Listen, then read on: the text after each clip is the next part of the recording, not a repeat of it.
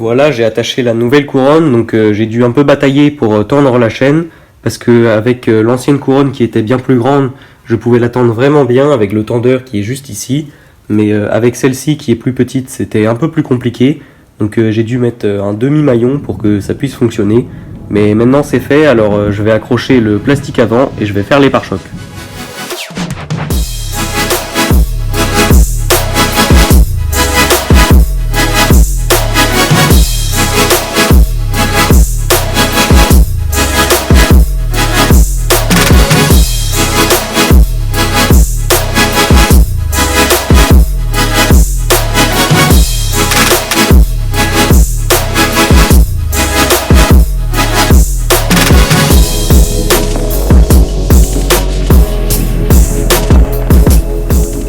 Voilà, j'ai installé le plastique avant, alors il est un peu éclaté comme ici, mais je vais le réparer ou le changer plus tard. Maintenant, je vais faire un nouveau réservoir pour remplacer celui-ci parce qu'il n'est pas bien placé, donc il va aller juste ici. Du coup, j'ai découpé toutes les pièces qu'il me faut, maintenant je vais juste les souder.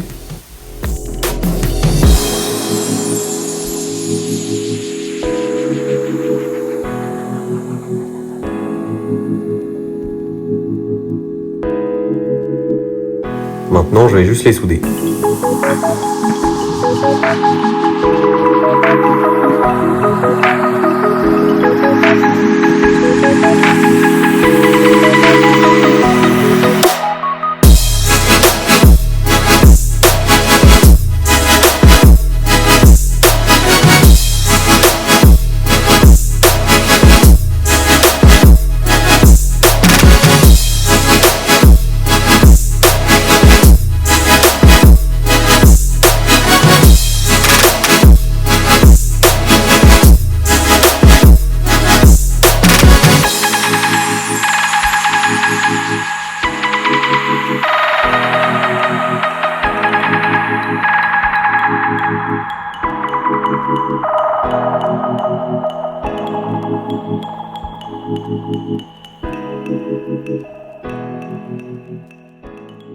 Voilà, j'ai installé le nouveau réservoir, donc le bouchon est juste ici.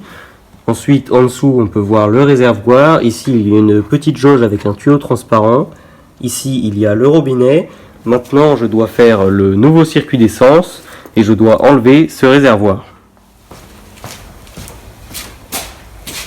Voilà, le nouveau circuit d'essence est fait et tout fonctionne très bien. Alors hors caméra, j'ai fabriqué cette petite protection du volant moteur parce qu'avant mon bras pouvait le toucher et c'était pas ouf. Mais maintenant je vais enlever le frein à main parce que je l'avais mis pour pouvoir faire des demi-tours dans la terre ou sur l'herbe. Mais les demi-tours se font très bien rien qu'avec un coup d'accélérateur. Donc je vais mettre le frein à la place au pied parce que pour l'instant il est à la main. Et je vais mettre l'embrayage qui est au pied à la main, donc pour ça je vais devoir rechanger à peu près tout le système et enlever le deuxième étrier de frein qui est à l'arrière, donc c'est parti.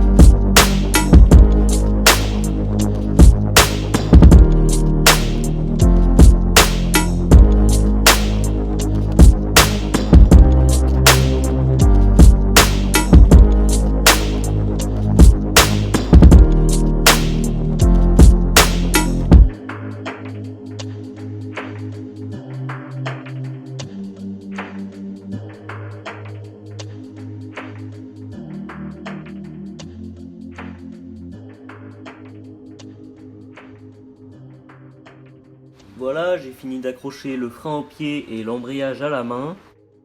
Ça fuit un peu du reniflard, mais c'est juste parce que j'ai mis un peu trop d'huile dans le moteur. Mais pour que ça arrête de couler par terre, je vais faire un récupérateur d'huile qui va aller juste là. Et ça va aussi récupérer le trop-plein du carburateur parce que ça coule un petit peu quand je fais des virages un peu violents. Pour la fabriquer, je vais prendre ce tube, donc je vais enlever le bout et je vais le boucher des deux côtés. Ensuite, j'ai ce bouchon, ces deux embouts ici et ici pour les tuyaux d'essence et d'huile, et ce reniflard que je vais mettre au-dessus.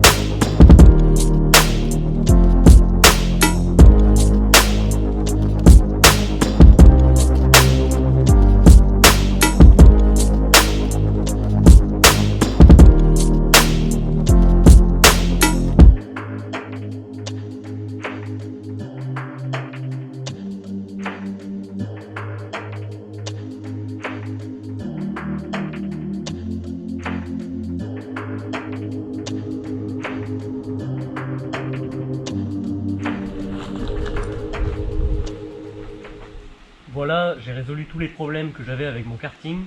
Maintenant, comme je l'ai dit la dernière fois, il va falloir que je fasse des pare-chocs.